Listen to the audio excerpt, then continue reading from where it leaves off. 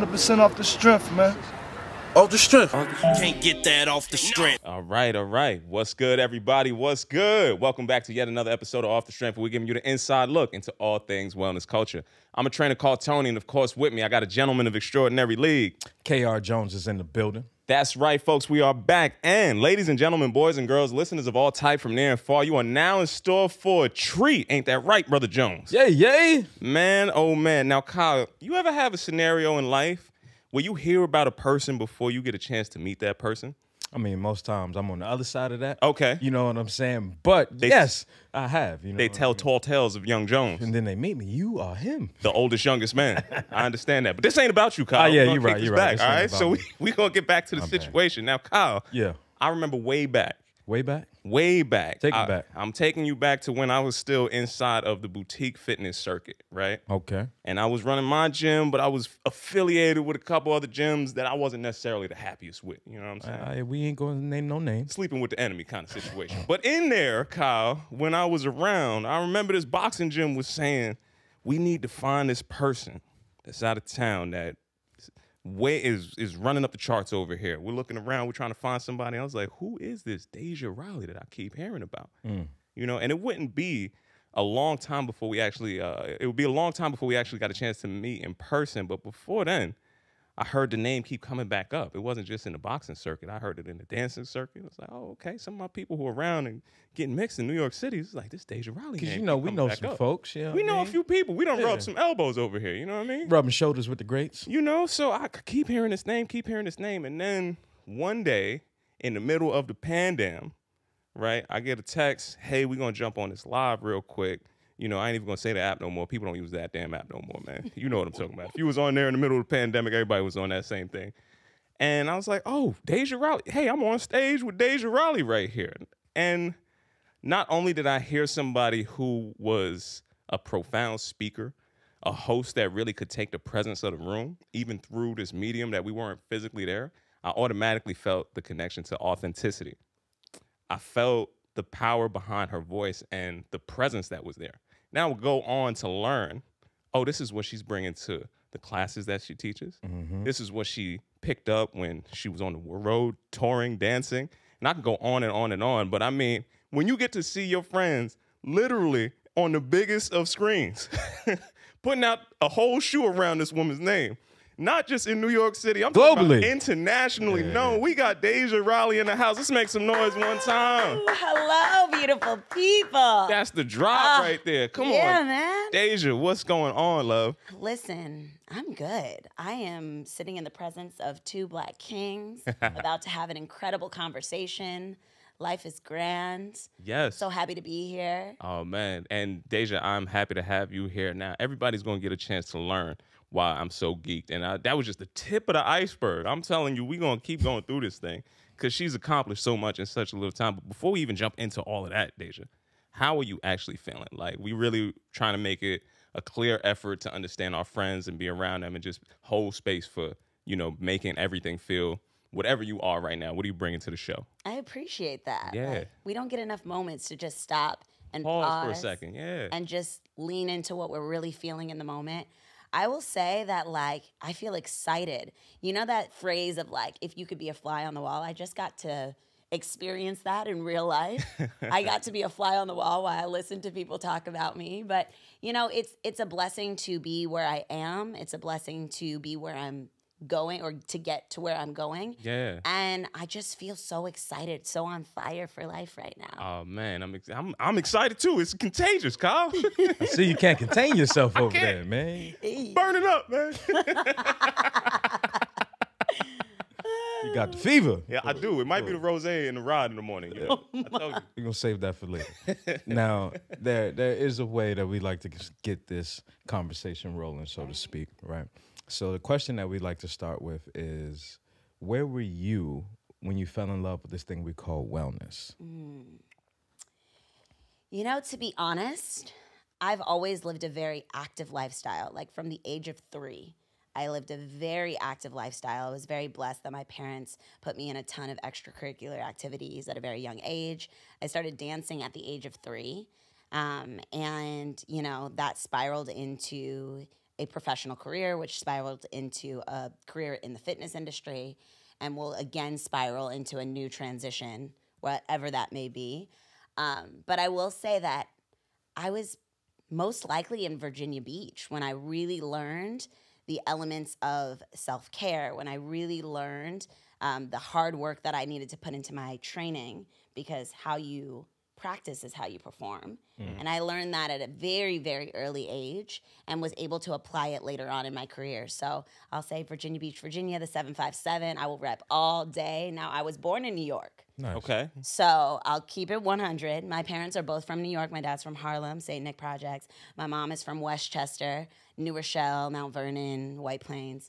And I grew up in Virginia, but I was born in New Rochelle Hospital. So though I rep Virginia because that's where I grew up, I will say this is a full circle moment that I'm back here in New York. And I feel like I'm falling in love with wellness and fitness and taking care of self and others in a whole new way here in the city. Wow. What's one of the things that you feel in that new way of discovery that was an important lesson for you right now? Protecting my peace. I like that. Honestly, I think that I have learned over time that I have a captivating energy, a captivating personality. I attract a lot of other energies to me.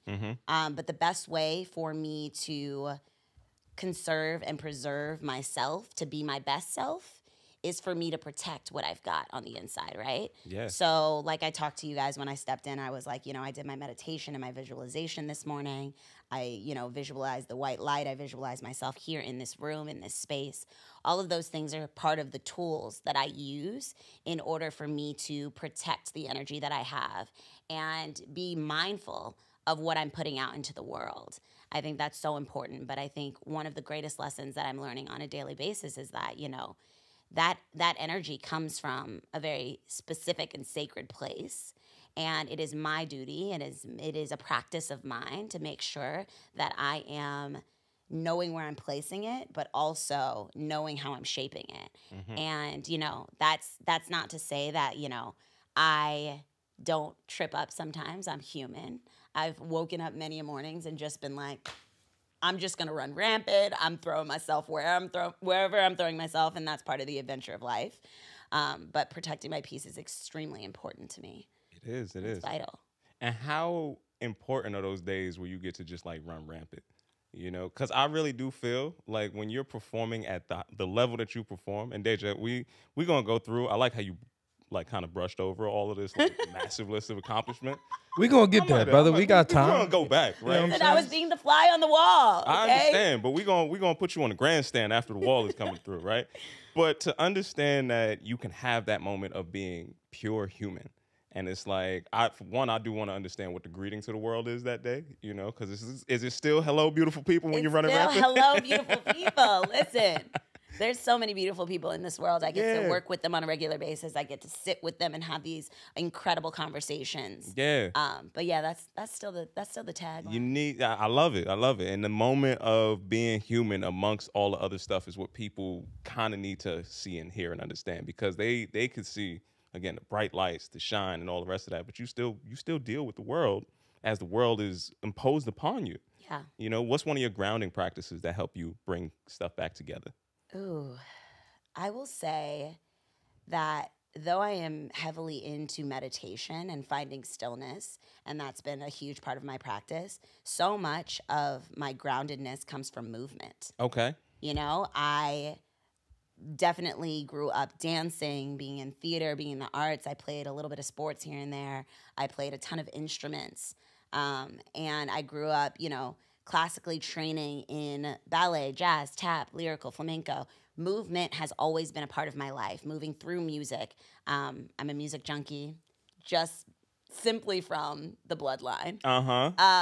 Well, we're going to tap back in. We'll get to that. I'm not going to brush over that. I'm going to give him his flowers too, but we'll keep it here on me first. Yeah, exactly. But yeah, I would say that, a grounding practice for me is finding daily movement every day. That may look different from day to day. according to what my body needs. And I am not only a great listener of people and absorbing what people have, but I'm a great listener of self. And I listen to my body on a daily basis. So if I today need to wake up and get a good stretch because I'm feeling tight, I'm hitting yoga, maybe doing a stretch class on the mirror. And then other days I'm like, I need like heavy, high intensity, high vibrations.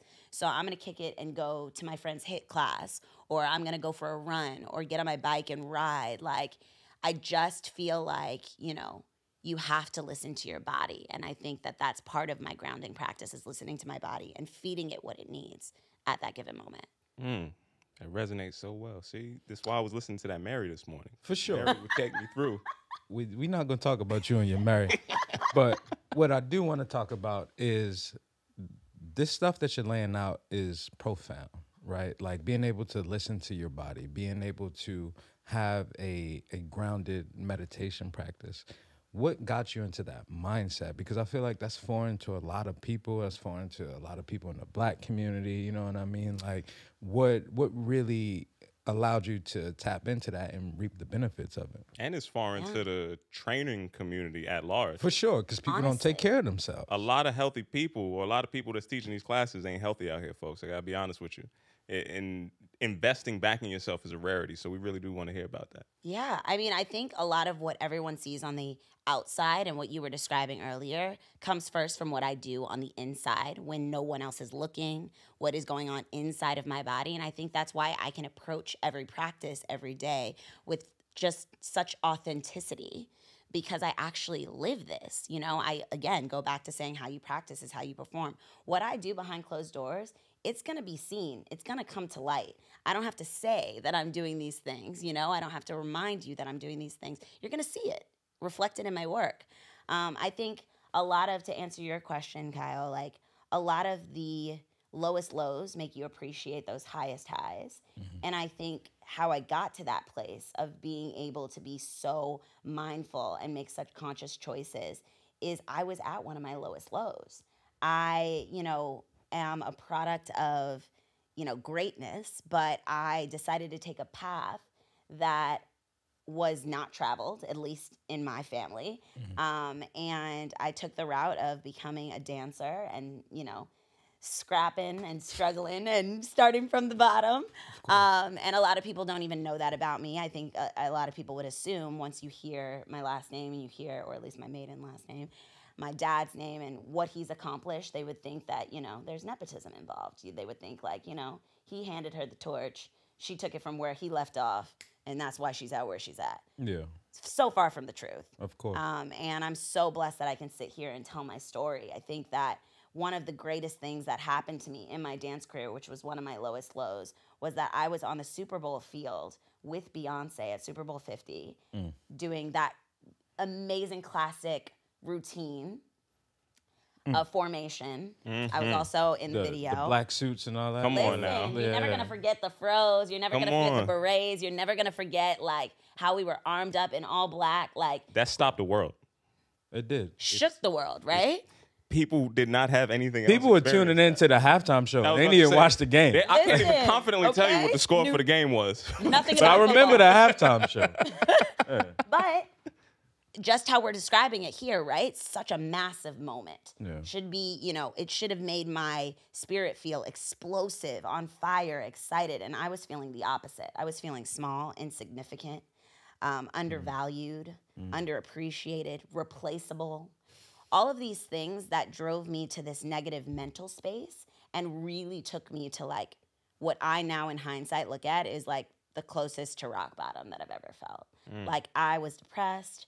I was just so unsure of who I was. I now can look back and be like, I'm so confident in the skin that I live in. And that moment made me into what I am now. But in that moment, I couldn't recognize that. And so that moment is really what surged me into diving into this path of wellness and fitness and really taking care of my mental health first and foremost, letting that be the foundation for my spiritual health and my physical health.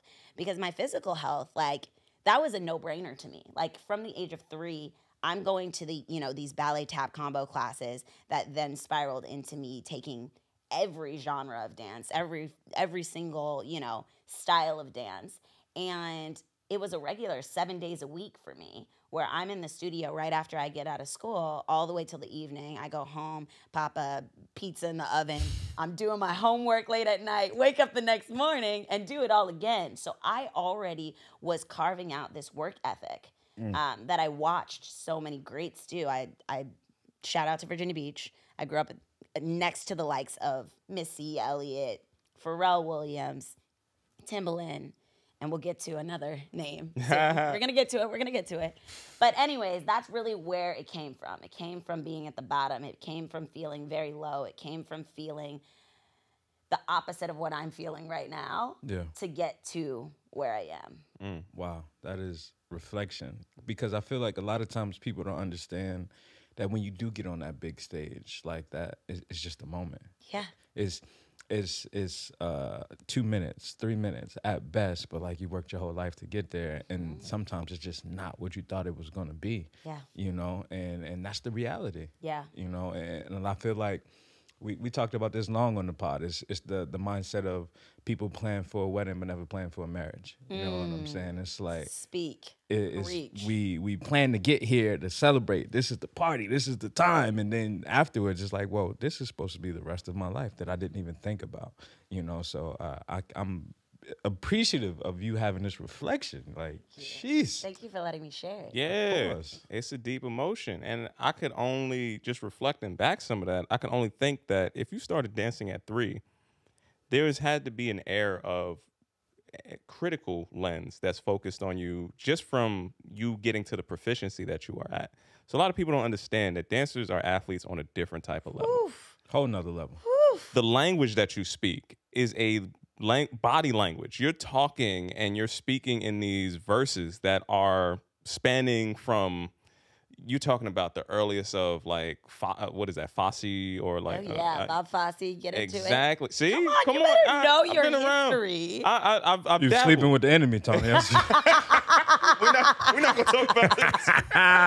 Let's just say, suffice to say, I've been around Lincoln Center a few times. I've worked with some ballet, like classically trained ballet. I've worked with some Rockettes before. I've worked with some dancers on the. You got to throw Alien there, though. I have done some All right. I've worked with some dancers who may or may not have been with, professional basketball association. Still got beef with Rondo. You're going to unpack that. All of that, I'm going to come back to the point that I was trying to make, where dancers are athletes that don't get the same level of appreciation that you would see like an NBA athlete get that level of appreciation. Y'all are out there every night the same way that they are. You know, or you're putting the reps in for like a halftime show. You know how much practice had to go into that before you got into formation? Months. Like, hello. Months. And I used to do like AT for people. So I was doing some rehab on the side, and I could see every one of these steps, the 1 and 2 and 3 and 4, they're taking a pounding on your body. In addition to that pounding, you also have a critical lens that's focused on you, hyper-focused. Your hand is supposed to be here, not here. You're supposed to turn this way, not this way. Ooh, Your toe was not pointed. Right? Better talk about it. You not on Yes, point. You ain't got right. You got biscuits. Wait, What's going on over here? Put that foot up one more time. Okay, baby. You know what I'm saying? Like, We see that arch. Right? You know?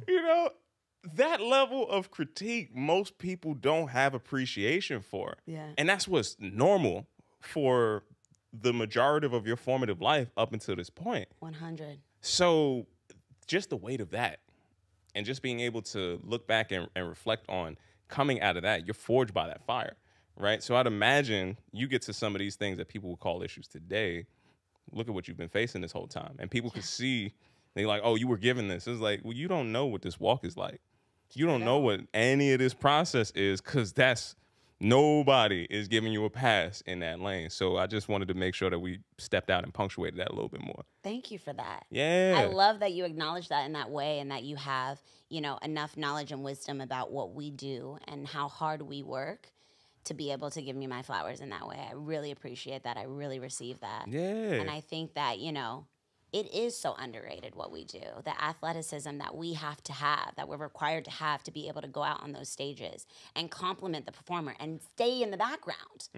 Like that is a skill in itself. A whole nother thing. You know? So, I mean, yeah, it's all of that. So you get to this moment, you have this realization, and then you find your path to getting into the wellness story. Take me through that a little bit more. And I do, again, if you can, because people, they heard the Beyonce Super Bowl halftime show, but you've been dancing for a lot of people. Deja, Yes. I'm going to ask you to just Run that list kindly just expand a little bit on this. Like, I Just might a have little danced bit. All right. for I'll here give or it to there. you. I'll give it to you. But I got to start off with one of my greatest mentors, the person who really opened the door for me. Okay. And put her foot through it first. Okay. And then reached back, pulled forward, grabbed my hand, and Yeah. took me through, you know, everything that I needed to know to get to here. Lorianne Gibson. Okay. We're going to give her flowers Shout out to today, Lorianne. okay? She was the first choreographer that I assisted. Okay. And when I worked with her out in LA, it was some of the most brutal training I've ever been through in my life.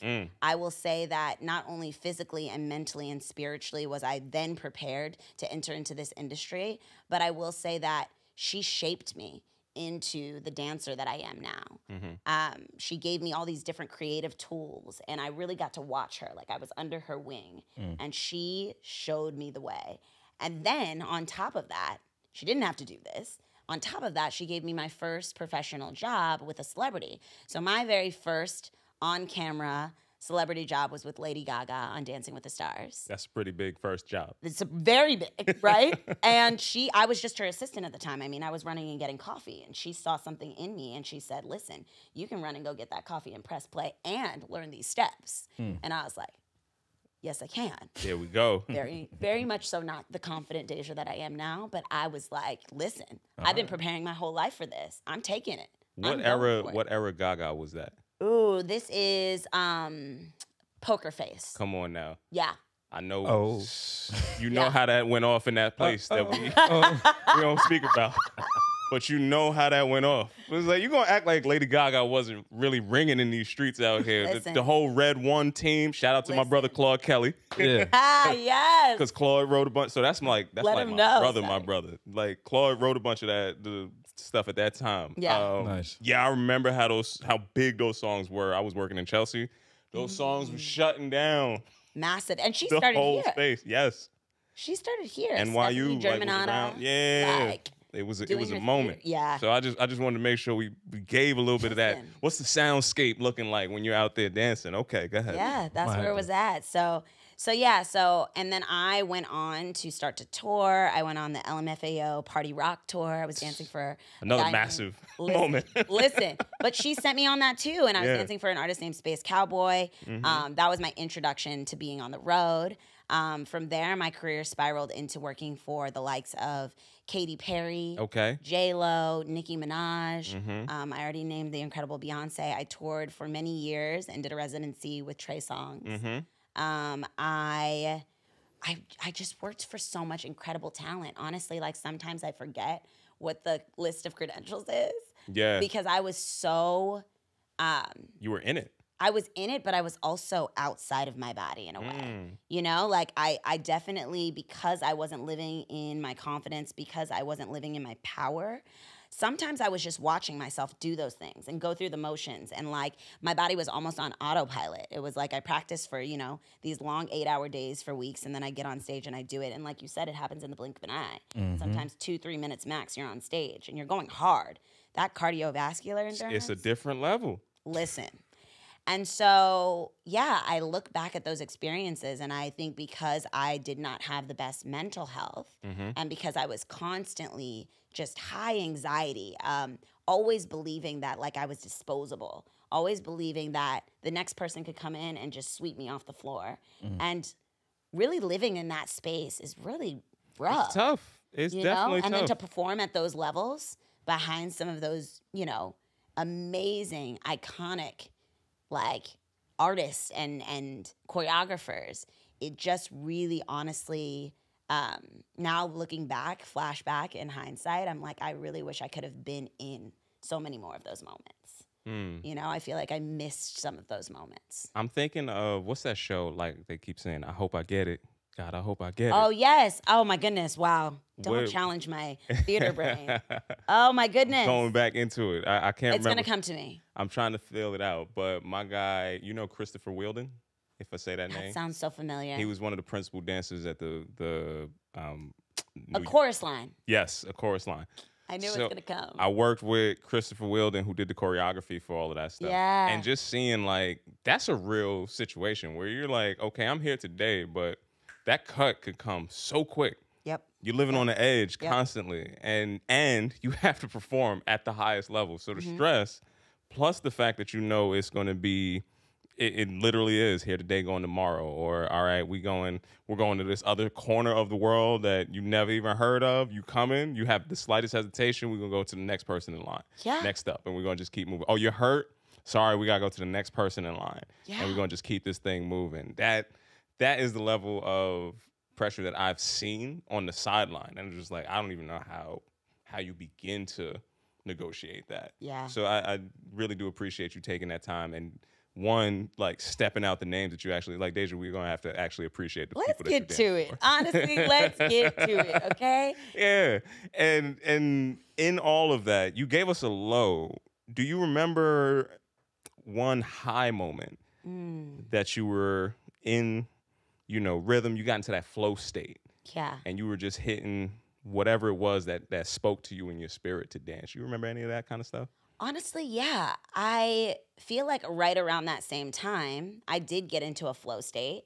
I was actually being direct booked, and anybody who knows, like in the dance industry, you're oftentimes thrown into that audition pool with everybody else, with people that sometimes look very close to the same as you, We're right? gonna have a real conversation about that one day, because there was It's quotas. true. I don't know if in today 2022 they would put those quotas out. Yeah. But they used to have quotas where they'd be like, all right, here's the tights that we have that are dyed this color.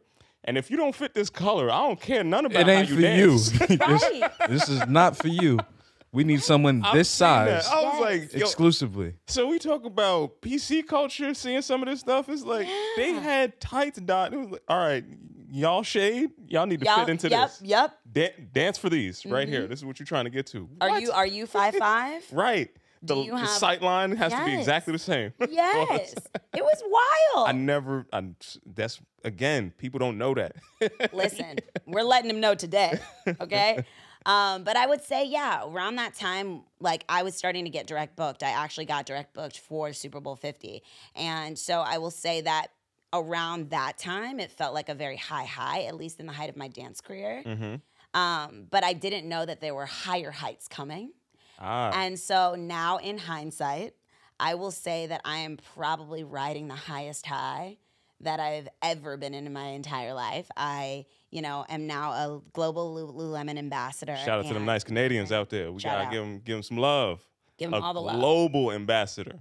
Listen, it's just this invigorating journey that I'm on right now. And I am so proud of everything that I've done in my life and so proud to have accomplished, everything in the dance industry that I did that then laid the foundation for me to be where I am now. I looked back and there were so many times where during the Chargefield shoot, I sent videos to my old dance teacher. And I was like, you really prepared me for a time such as this. My old dance teacher, Denise Wall, shout out to her. Shout out to Denise Wall. Honestly, so many of the people that, built these like grand mountains that I got to climb and stand on the top of and then climb to the next one all deserve their flowers too. They are the ones that are not being seen when you see that 10-foot tall. I don't even know how tall it is. It's pretty big. I It's said 10, that's huge. small. I was being like, it's probably like the size of a small building. As a out there. muralist these days, Yeah, you know. there's at least 20 foot by. First of all, can we put You know the what I foot mean? into yo Wolf? Can we get this on the wide? Can we get the Deja Raleigh 1? I know that they're the Charge Field shoe, but these are the They are. Deja Raleigh 1s right here. This is what I'm gonna call them. This is what we call them in. Deja Raleigh ones. Damn. If you got those, You get know your where you Deja got Raleigh 'em. ones on, you know. sure. This is what I'm calling them, you know. Oh my God, I love understand that they're the charge fields. But But the Deja Raleigh ones, she's wearing them in the it's new the best shoe of all time. You know what I'm saying? Sure She is. got the new, you know, you could run, you could get your box on, you could, you know, hit your hit class. Cross trainer is what you're looking for. And you could go to a sensible brunch right after this. You know what I mean? Sure can. A sensible. Sensible brunch, Wolf. It With could all work. rosé and orange juice. For Hello. some reason. That's the hood Bellini. Bellini Now we and the going. Deja Raleigh ones. We're gonna slide past all this foolishness you're talking about. I want to come back and punctuate two different things. First, I remember we met at LIU Brooklyn. That's where we went to Yeah. school, and this was around the time when the Nets were just coming to Brooklyn. Okay. They held auditions for the cheerleaders and the dancers for Brooklyn Nets. So I'm working in the facilities, like a facilities management kind of thing.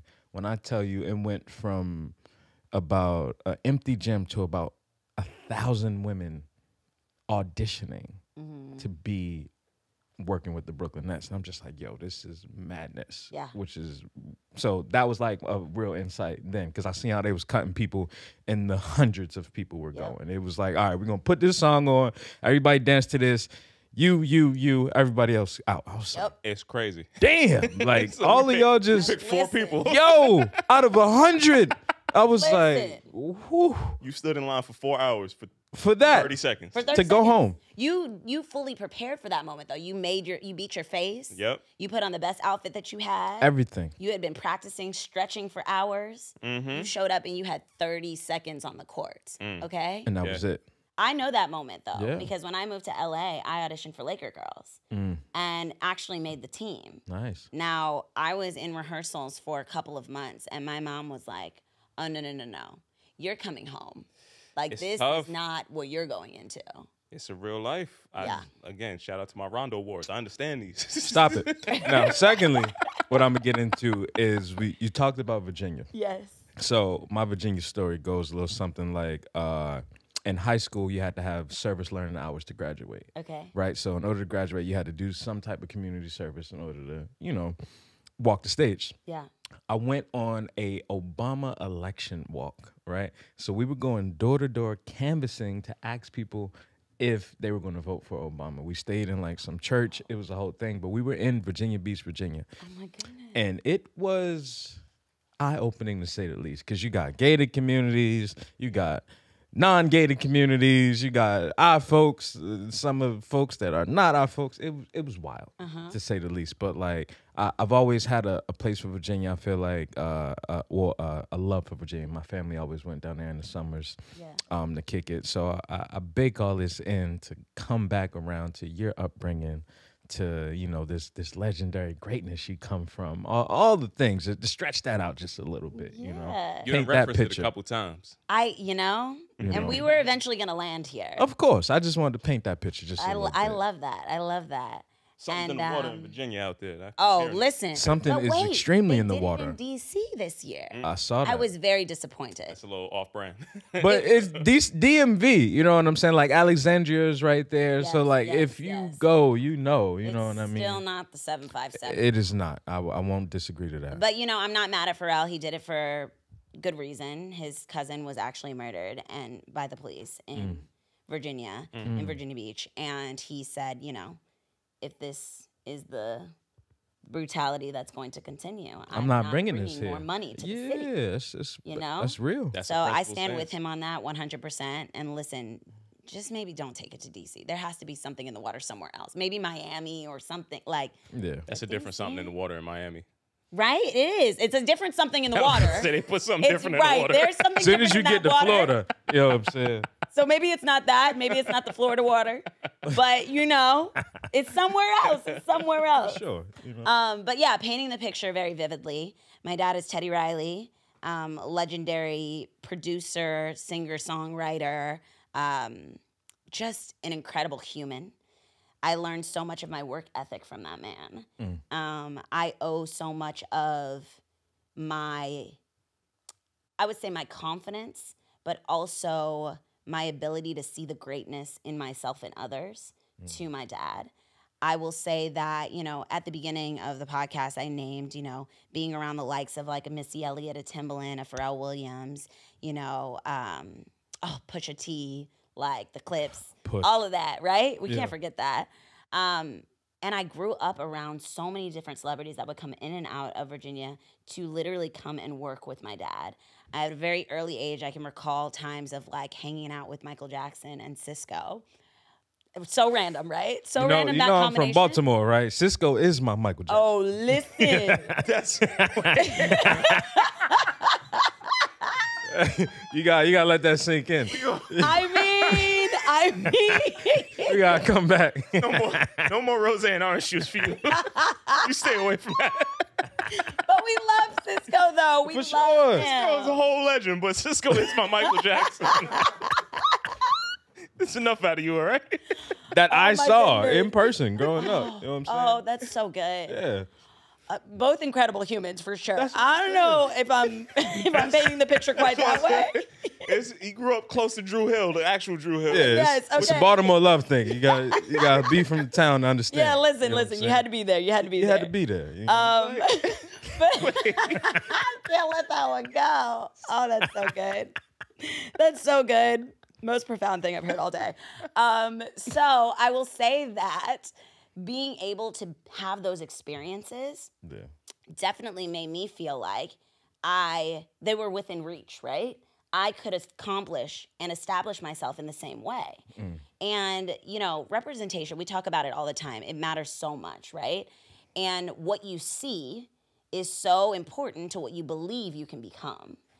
And I think that at a very early age, I never really thought about the idea of like becoming an icon or becoming a celebrity or becoming a big name or a big face in any industry. I just really honestly absorbed all of the tools that were necessary to have that, to become that, right? My dad, comes from Harlem, St. Nick Projects, really was one to get it out the mud. He started his career very early on. If you remember, like Kids at Work, Guy. Come on, guy moments. I like. Listen. But the millennials and like Gen Z is gonna be like, oh, he was the guy from Versus, and I'm like, okay. At least take it back to Blackstreet. At least Come we all on. know No Diggity, right? Yeah. Better. Changed my So- life. It changed a lot. It changed my life too, in many ways. I would say more valid on one side. Facts. Again, than the other comparison, but You know. Listen. Let Kyle have his moment too. I'm here. Okay? I have my moment, bro. That's all I'm here for. I'm speaking my truth. Do it. I see you. Stand I see in you. it. That's it. But it's incredible to come from a family like that, to have a last name like that. Now my last name is Isadore Check. Try to spell it. I bet you can't. I thought it was an L in there, and I was going to try to land on that. no L. There's no L. There's no L. Isadore Check. Listen, let's have a moment. Shout out to Jimmy out there. Is a door check. Yeah. I tried it. Yes, but you can say it. I landed. At least For you sure. can say it. You landed on it. But having the incredible last name coming from the, greatness that I come from, I really honestly was able to see a path for myself that got me to where I am now. Now, running it back to all of the things that I watched my dad do, from sitting in the studio and like listening to him play the same piece of a track over and over on loop, and understanding that repetition, the how you practice, right? How you cultivate like something that ends up going out into the world and changing billions, millions of lives, right? Yeah. And I got to witness that firsthand. I got to have a front row seat to all of that. And as incredible as it is, I also have to talk about the downside of it. It's like that creates an incredible amount of pressure on someone like me to live up to that. And knowing that, I am my dad's legacy, and whatever I do, then my kids will be able to, and their kids and their kids and their kids will be able to have and see for themselves. But I will say that, as much of the pressure that was on me, it's very clear that pressure makes diamonds. Now that I see the story that I've been able to tell, the story that I'm able to share today.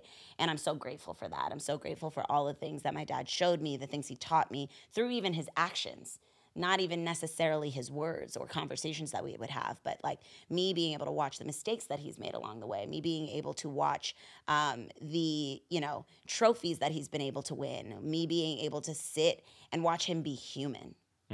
My dad is honestly one of the most humble men that I've ever met.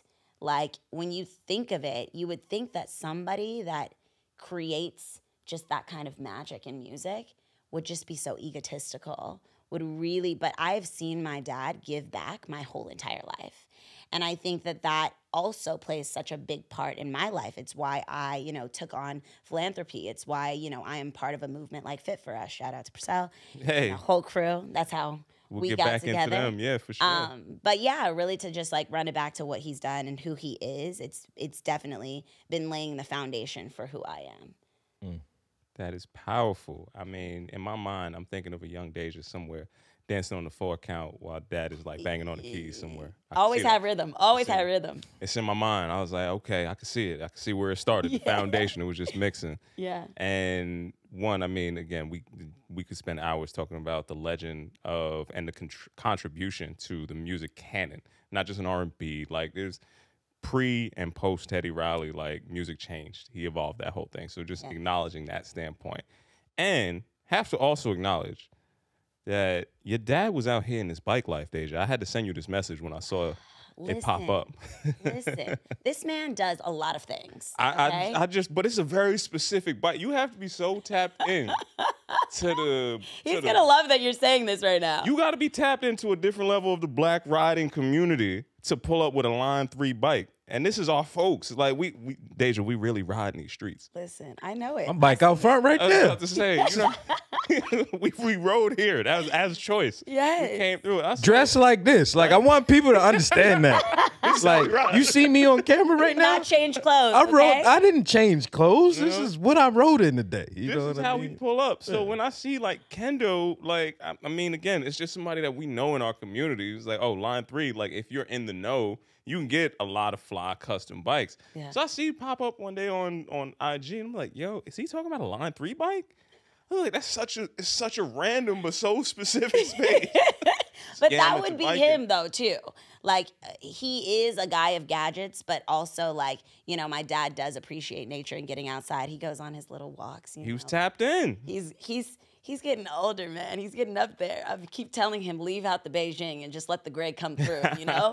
Just stop it with the Beijing. I keep telling him, but He's putting on people the alkaline water. he Like, is. I've heard him. He is. Heard him talking about these things. He's tapped into the wellness community. Oh, for Very, sure. like, finger on the pulse kind of level. I leaned on my dad so much during the pandemic to just give me all of the healthy tips and tricks that I needed. But he was living it. For sure. I had to shout out the Line 3 connection. It was like, this is like so many people miss this. that don't But you didn't understand. miss it. You didn't I miss was like, it. wait. We What kind know of riding him. are you doing out here? Yeah, Like, we like- know this man. No, it's legit. It's real. It's a pull up. So I want to pull back and go to, again, what I call the Deja Riley ones. Affectionately known, you know, Coin it. AKA. Yeah, let it Listen, I'll be take it. known. I'm gonna run with AKA that. The Deja I'm Riley running with ones, it. Right now, you talked about seeing your dad get rewards and seeing him get to the pinnacle of what the music thing is. I'm gonna let you know right now, there are people who will pick up many dumbbells in their life. They will pick up many a jump rope. They will throw a jab, cross, hook combo, and they never gonna have their own shoe, Deja. All right, I want to let y'all know that right now. You're not gonna get it. I want to be real for a second. So to get to that level where you're literally out there and you are the face of a global campaign, you got to take me back to when you first started in wellness, when you're like, okay, this is a thing that I'm gonna make this pivot. I'm gonna leave the professional dance world. Yeah. And now seeing where you are right now, where again, you've reached heights that respectfully, many people in their whole wellness lifetimes will not reach. And this is something that you can go pick a store, pick an avenue in New York City. You walk down the street, you're going to see this woman running or throwing a cross jab, you know, or dancing in the lime green Deja ones right here, okay? You're going to make sure that you see Highlight this. yellow. I The got it. highlight yellow. Yep. I'm sorry. I Highlight didn't yellow. mean- We got to I didn't know mean to these are step on it. Prosecco. Prosecco, first of all, I like that. I see where we're going. I didn't mean to mess up the hue. Yep. I'm sorry. Prosecco. The highlight yellow. I had to get it straight. You know? got it. Listen, it's yours. That's why I said they're the days one. She gonna tell me what they are. I'm gonna call them highlight yellow from here on out. Done and done. It's Now you got the silence. verbiage, you know? You know what it is now. So I want to go back to that moment where you first decided to get into this game at the level that you are, and then like, what did it feel like opening night? Okay, if you Yeah. give me those two stories separate. Yeah. Wow. It's a big jump. So we're going to start at A, and we'll eventually We're gonna get to all the way to that end. Yeah. Okay, so I will say that first and foremost, I'm a firm believer that you have all the tools necessary to be great. You got to just pull them out and use them. And like that is a quote that I live by, that I stand by. I think that, you know, without the dance training that I had, without the, you know, parents that I had, without the support system that I had, my husband, my sisters, my brothers, my friends, you know, my community, I would not be where I am. So first and foremost, I will acknowledge all of that. Now, I reached into my handy dandy bag of tools, and I used this ability of dancing, speaking that other language, the movement of the body, to get into the fitness industry and make that a smooth transition.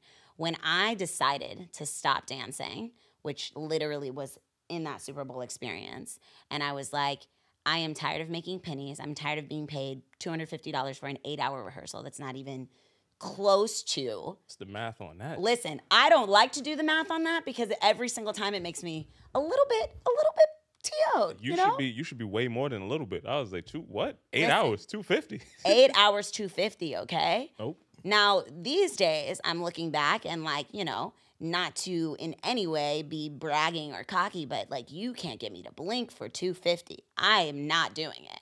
So it's just to talk about where you came from and how far you've come from. And I really honestly only look back to just really be proud of how far I've come. I look back at that period of time where I was on that Super Bowl field and I was like, this is it. This is the last one. And it wasn't the last one, but I was saying it was the last one and mentally getting prepared to step out of that industry. I saw myself making a transition into something, but I didn't know what. And around that time, I was like, shout out to Shonda Rhimes in my season of Yes. Okay. So I was like, I'm just going to embrace whatever comes, right?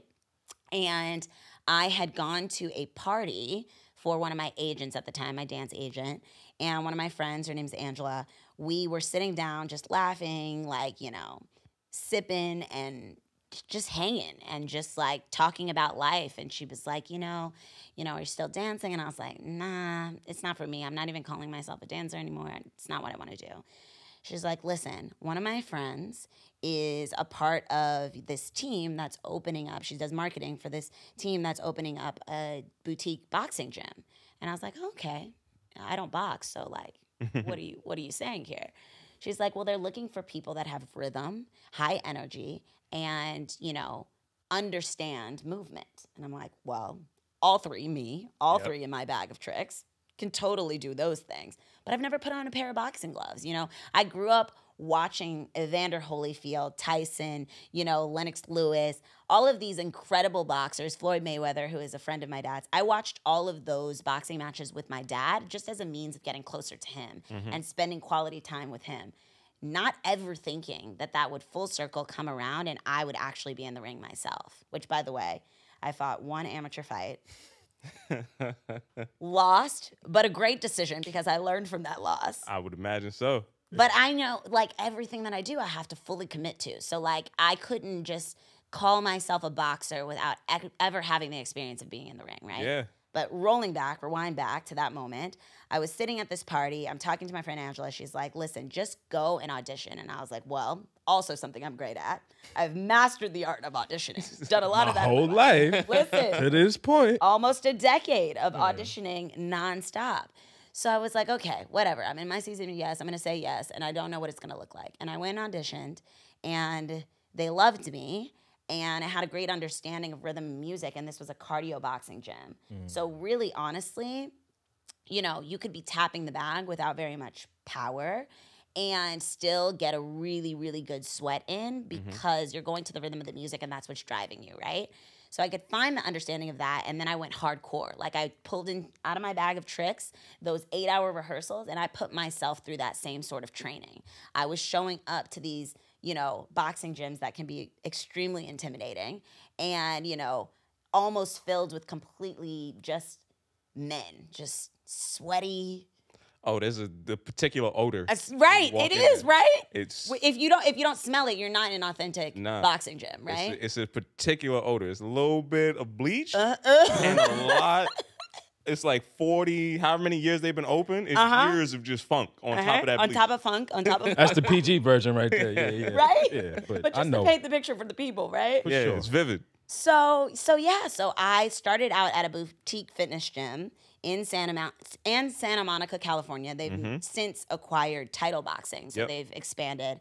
But I went from there to, I had my own trainer when I was dancing, especially towards the end of my dancing career, just to aid in some of those injuries that I might have, acquired over the years, and really just to maintain the body that I needed to be on tour, to be on these stages, to be doing film, TV, whatever may have you. And I utilized all of those things to really then climb a new ladder.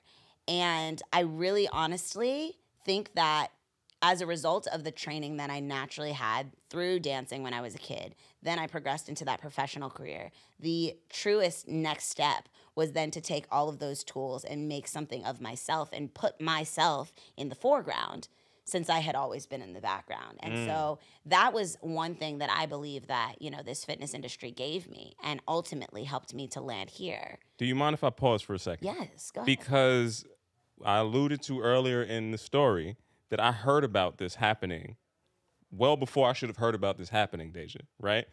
And I want to pause for two reasons. Because the fact that you decided to put yourself in the foreground at that moment, I think is a real defining moment in and of itself. Yeah. This is at the time where these brands were going out and trying to accrue talent from anywhere, right? And I mean anywhere but the best type of talent. So you're in Santa Monica. I'm hearing about you. I live in Brooklyn, Deja. Yeah. There's really no reason, unless people are really trying to find and source everything else that's happening there and people looking for the best of talent. But at the same point in time, like, shout out to all of those individual places, the person is always celebrated after the brand. Mm-hmm. You decided to brand yourself in this moment before people could see what this was going to be. Yeah. Talk to me about what led you to that decision. Well, part of it was also that first initial experience that I had, at that boutique boxing gym. Now, no shade, but very similarly to me being put in a box in the dance industry, I was put in a box there. And they were literally trying to be like, okay, this is what we need you to do. This is how we need you to go out and promote yourself. This is what we want to be seen, to get their visual right. Yep. And it's very true. If you don't go out there and make your dreams come true, somebody else will pay you to make theirs come true, right? Exactly. And so I was getting paid and rising pretty fast in that fitness industry and really getting my name out there very quickly. And they saw that. And I'm grateful that they saw that, but I saw that too. And so I was like, oh, no. You're not just going to maximize off of my greatness. I worked too hard to get to where I am. And so I was at that studio for less than 2 years. And at the time that I got married to my husband, Jimmy, shout out to Jimmy again. Shout out to my greatest support system. We were about to get married, and we had both quit our jobs. He's a school teacher. So I had just quit the job at this boxing gym, and he had just left the school that he was at because it just was putting him in a negative mental space. And so we both got married with no jobs. And it was really, honestly, one of the most exciting but scariest times of our lives. But we dove into it head first. We were like, listen, we're in this together. We're going to make it work. We're going to make it pop. We used so much of that wedding money to fund our lives for the next 6 months while we figured it out. But we did figure it out. And my next, I leaped onto a new pad in the fitness industry. And that is when I started Deja Riley Athletics. Yes. And, I created this platform of my own to never be put in a box again. That was the first and actually only goal. And so that's where I created this method of working out that I took boxing and I took dance, my first passion, my new passion, combined them together in a music-driven workout, which music has always been my foundation, combined all three elements, and I created this thing called Dance Out of the Box. And it's what I teach everywhere that I go. Lululemon has allowed me to, you know, virtually and also in person be able to teach this method that I love so much. But I took that and I ran with it. And I was like, wherever I'm going to be able to teach this, whether it be an in-person class, I'm putting my own events on Eventbrite. I am, you know, creating my own launch experiences. I am partnering with brands like a Puma, like an Under Armour, like a Reebok. And Deja Riley is going to be at the forefront of that, right? And they might not have been listing my name then, but they're definitely listing my name now on all of those campaigns, from the Field campaign that I did literally a year ago, or it was launched a year ago. I remember that. To the Charge Field campaign that we just recently launched a few weeks ago. My name is on those ads. That's and why I they the Deja Riley ones in my book. Listen, let's take it, okay? Branded already. But yeah, that's, you know, a little bit of like how I got to this space is because that visualization already existed. I saw my name in the forefront, and now physically other people get to see that too, you know? And I don't take any of those moments for granted. I think that, you know, those opportunities that I got very early on in the fitness industry really afforded me the experiences that I'm having now and the position that I'm placed in now.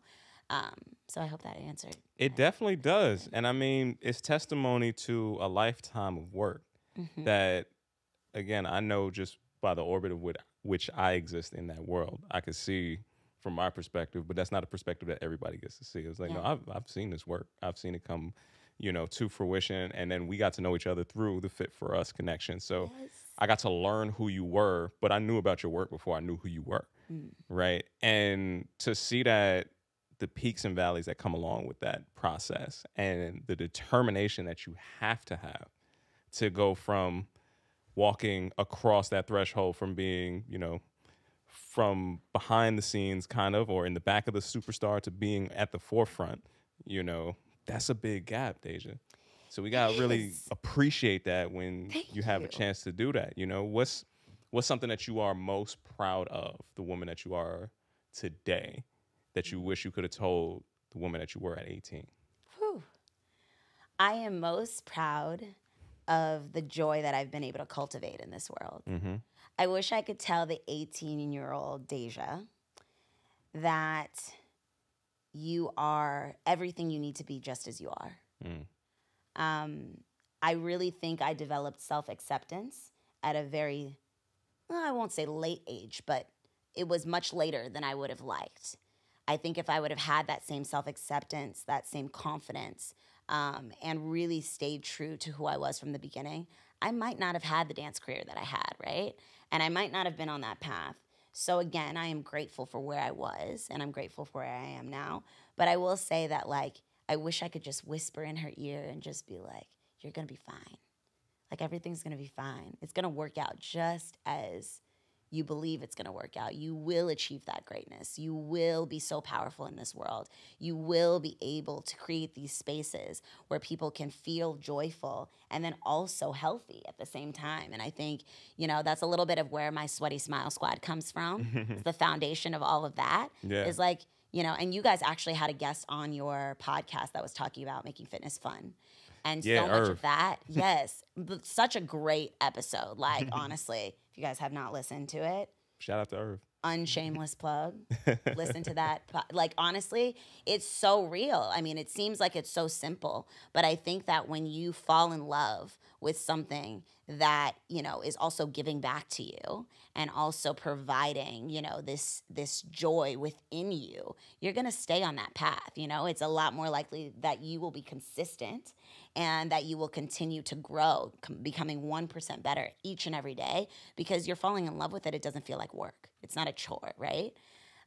So yeah, I created my Sweaty Smile Squad for that reason, and I continue to cultivate that joy, and it is something that I am so proud of, and I'm so blessed that I get to do that on a regular basis. That's what's up. And Deja, you brought up the notion of love a couple times throughout this episode.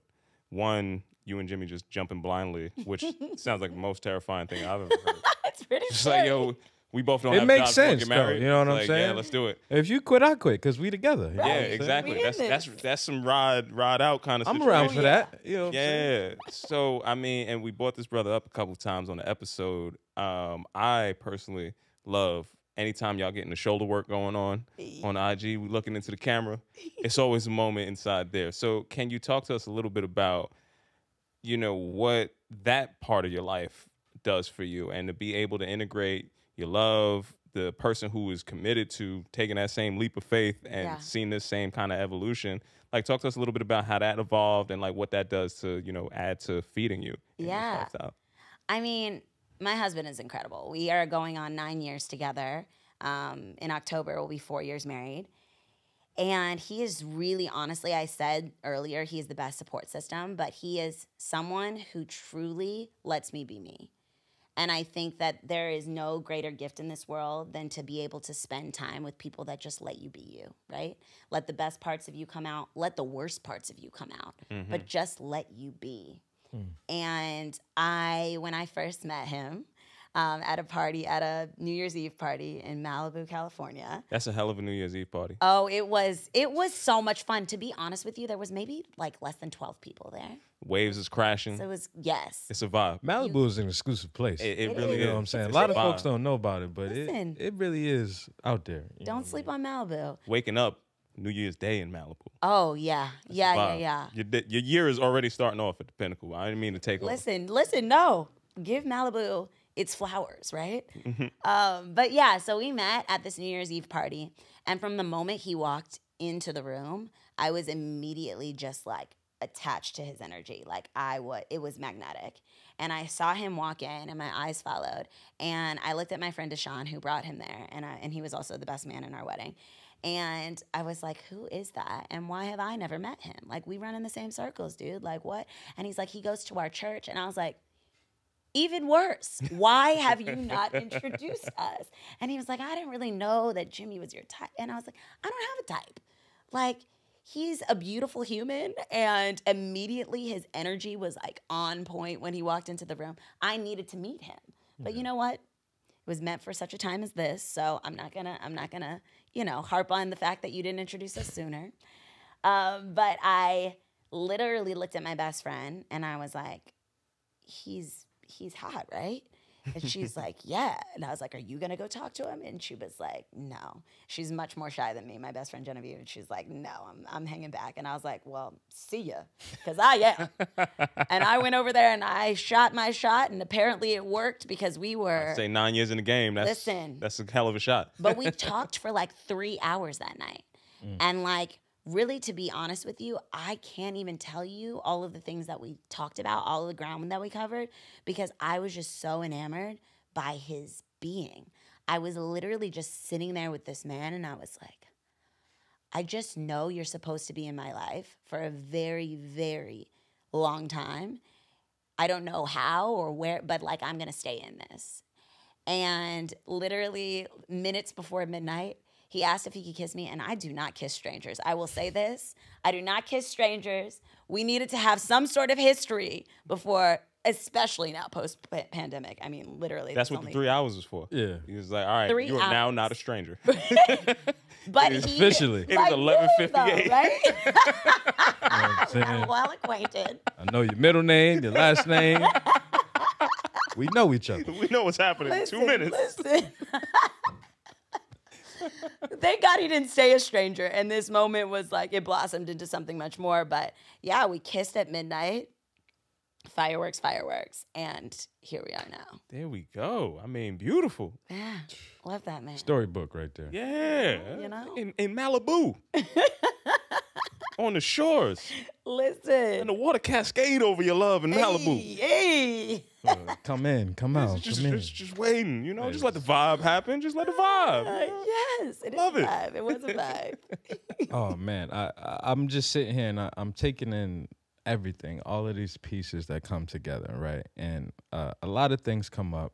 One thing I think about is you're soaring all these heights, and I feel like, especially in the wellness industry, they always are on some "you should be happy to be here" shit. Like that's first and foremost. It's like, you know, and then I think about that, and I think about earlier when you were talking about just protecting your energy and having the awareness to know and being cognizant enough to know that, like, I'm responsible for what I put out, but then also I got to shape what I put out too, right?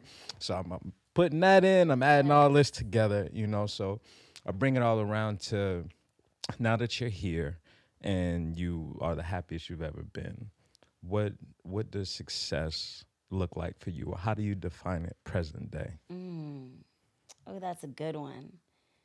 You know, I don't know that for me, I have ever wrapped my brain around a definition of success that really honestly could be explained. I think that when I look at success, I think, you know, even on a micro level, success for me is waking up in the morning. Success for me is getting to do what I love every day. Success for me is having beautiful family and friends and community that surround me and give me the energy that I need to press on. I think success looks like so many different things. I think that, you know, that billboard, that mural that went up of me, like that is probably what other people would look at and deem as success. And I think it's so beautiful to celebrate those moments, but that's not what success looks like to me. As I'm saying this, I'm getting a flashback of Tiffany Haddish on that red carpet. Have you guys seen that interview? Oh my goodness, it was an I'm not familiar. Okay, so after this, you guys are gonna have to watch run the clip. It's so hilarious. But I really felt like I am her. She is me.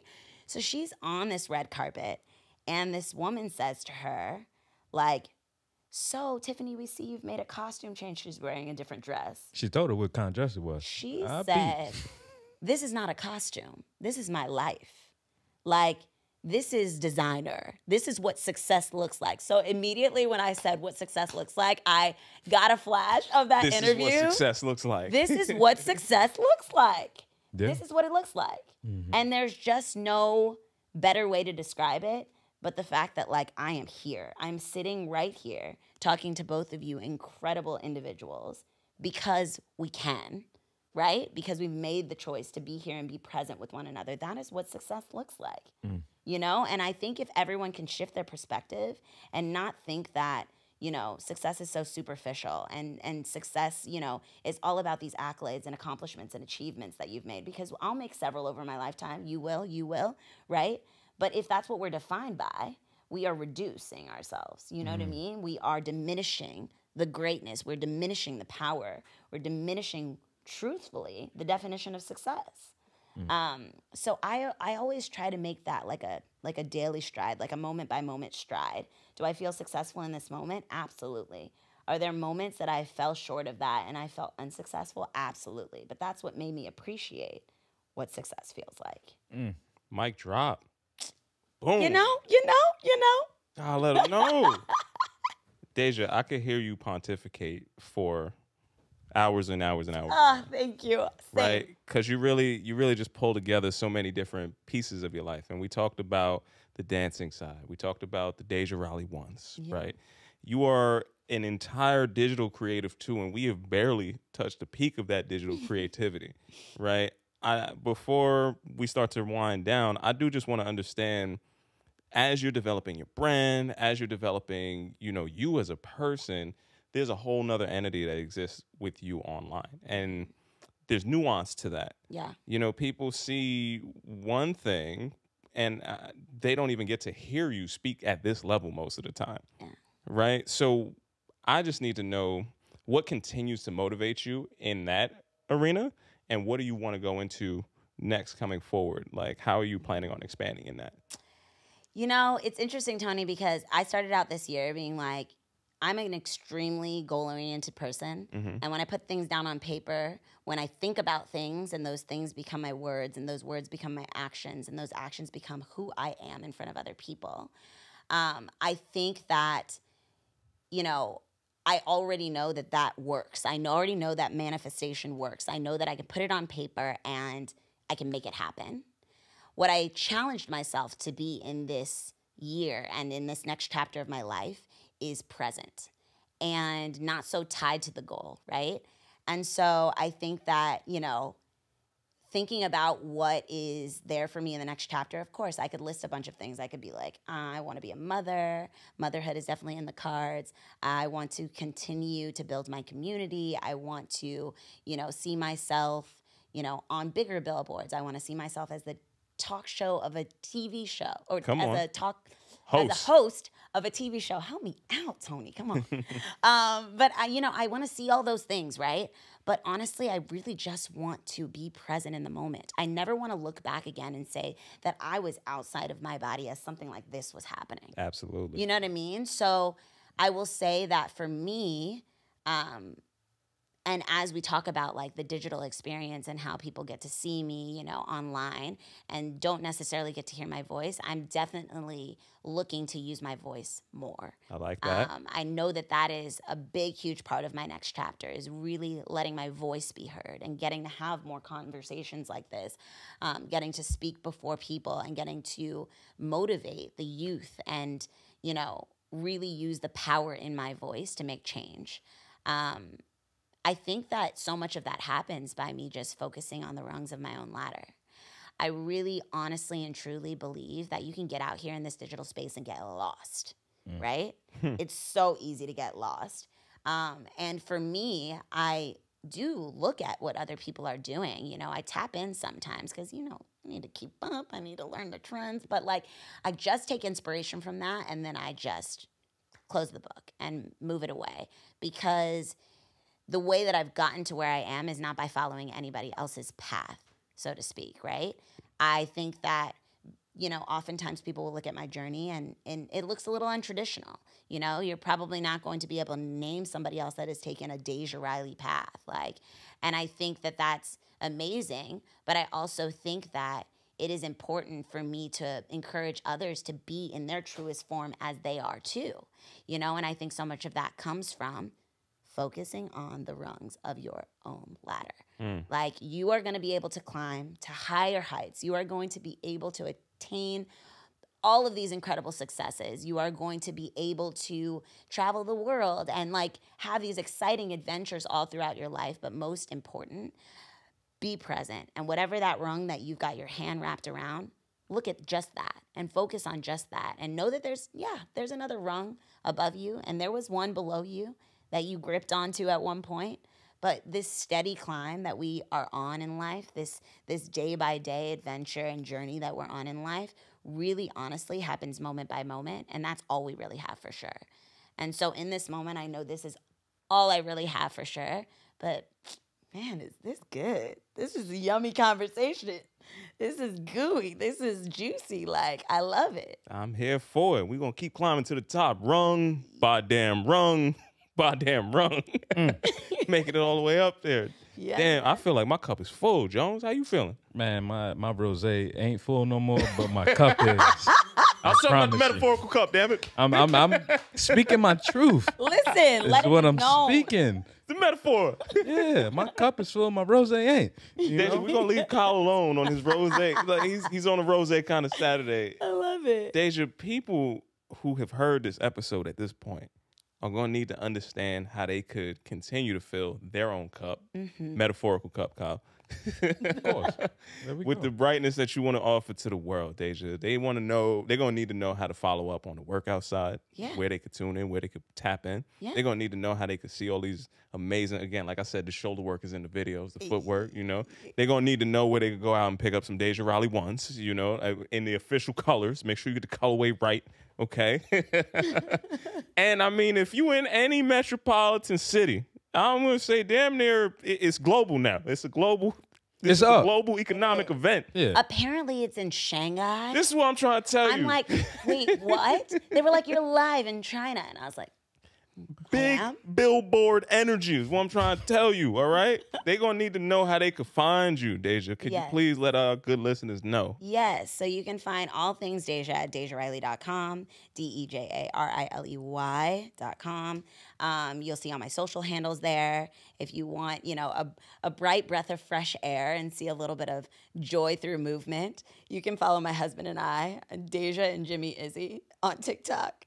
I'm warning you, I'm setting you up. I am not the star of that show, okay? I very much so know that my husband, it's in the knees somewhere. It was also in the shoulders. Shoulder work the is what shoulder I work have is it. in there. But like something about what he's doing, whether it's just, it might be just like people being fascinated by following the journey of a man that had no rhythm. He's coming in. And he is coming into his own. And it's just so beautiful to see. It really is. But yeah, you know, those are a couple places you can find me. You can find me all over, you know, this Charge Field campaign. I am so proud to represent Lululemon and to represent my community and to be the powerful and beautiful Black woman that I am. I really honestly think that, you know, it's so amazing to be in that space. If I weren't in the mindset that I am, I would look at it stepping outside of it and be like, this Black girl with braids, with tattoos on her hands, like with, you know, all that she comes with, all that she came from is up there. Like that image is so real for me. And so I'm living in that in this moment, but you can find me there too. Mm-hmm. And really honestly, like, you know, my Sweaty Smile Squad, you can follow that also on Instagram, on Facebook. Yeah. You're going to find me dipping into my community all over the country, all over the world eventually. Yeah, that's where I I'm want to see this world tour, man. You know. It's going to happen. We literally, wait. okay, so at that Charge Field event, Yes. one of my friends literally just started talking about a tour. And I was like, World it's tour. literally one of the things that I was like, in my fitness career in this industry, I will make that happen for myself where I am headlining a tour Mm-hmm. in the most like unorthodox way. Like honestly, for me, like I've always been on tours as a dancer, as background talent. So like really that is a whole nother milestone for me to like set up this tour where like I am then headlining and bringing health and wellness To the empowerment masses. to the masses. Yes. No, it's happening. It's happening. I'm putting it out there. We're going to go mirror, Stop. mirror on the The wall. wall. Who is Yes. the freshest of them all? There was a Ow, rumble ow, tumble. See, ow. this is why they need to get us on the ad campaign because we could have made this work Yes, out. right? You've been pushing that for so long. One day, Original. it's Original. gonna happen. Hey, we gonna get, you know, we just got Canada's a little delayed. You know, One we gonna rung get 'em in at a there. time. One rung at a time. Up the ladder. Let's We gonna get climb. y'all here. We got simpatico. That's what we're trying to get to. Deja, thank you so much for pulling up. No doubt. Thank you for no kicking it with us. doubt. I mean, the first of hopefully many going Oh, forward. yes. Well, Actually, there will be a technically the part second, but you know, two. True and true. They might not ever get to see the first. part so three, we're just coming back. We in it. We We move in it. forward. Thank you so much, love. I appreciate everything you shared with us, and I can't wait to keep seeing you soar higher and higher, love. Same. Once again, it's been another fantastic episode of Off the Strength from a trainer called Tony. K.R. Jones. Peace and much love to y'all out there. Until next time, we'll see you soon.